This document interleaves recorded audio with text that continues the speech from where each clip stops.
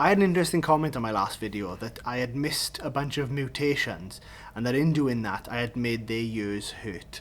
So I'd like to apologise for that, and I'm here today to assure you that in future that is going to happen all the time, and I'm going to tell you why I think that's okay.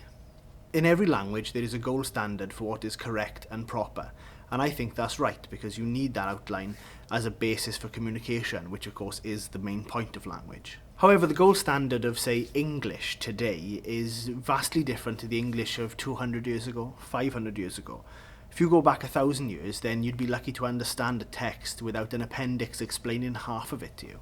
And that gold standard didn't change because a group of experts got together to find the right way for the language, to hone it, to make it better. It's quite the opposite, really. The language changed because people made mistakes.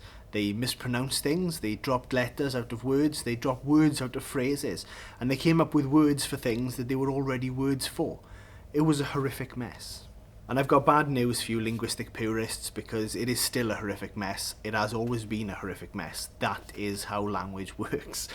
These words like YOLO and selfie and guesstimate, they exist now. They can't not exist. The best you can hope for is that they get disused and they wander off into the corner and fester quietly. I understand where this is unhappy tidings.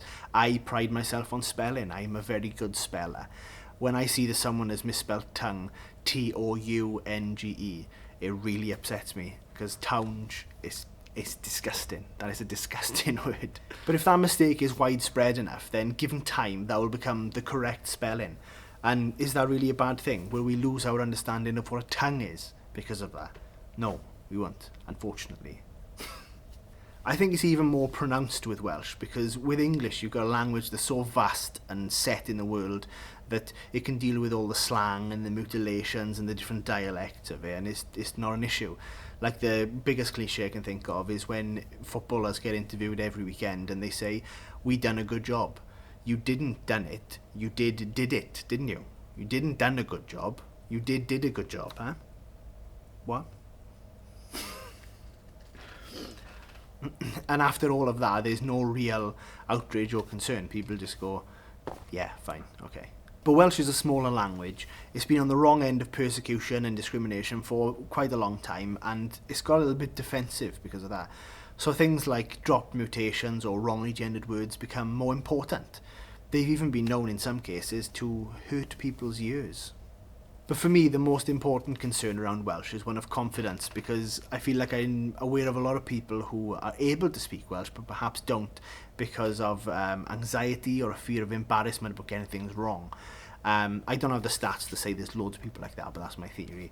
And I think what's really going to help with that is easing off on this sort of corrections.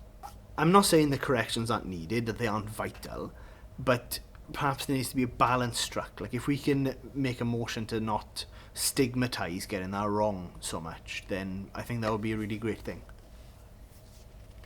For me personally, I feel if you were going to correct one of my many mistakes, then I'd appreciate it if you would preface the correction by saying, "I love you, and you are right about very many things. However, there's this thing." And I realise that people will say to me, "Adam, I love you very much, and you're right about very many things, but don't you think by putting learn Welsh in capital letters at the start of every one of your videos that you are therefore holding yourself to a higher standard than a random footballer who is giving an off-the-cuff post-match interview?" And, I've thought hard about that, and, it's a really good point. And my answer would be, well,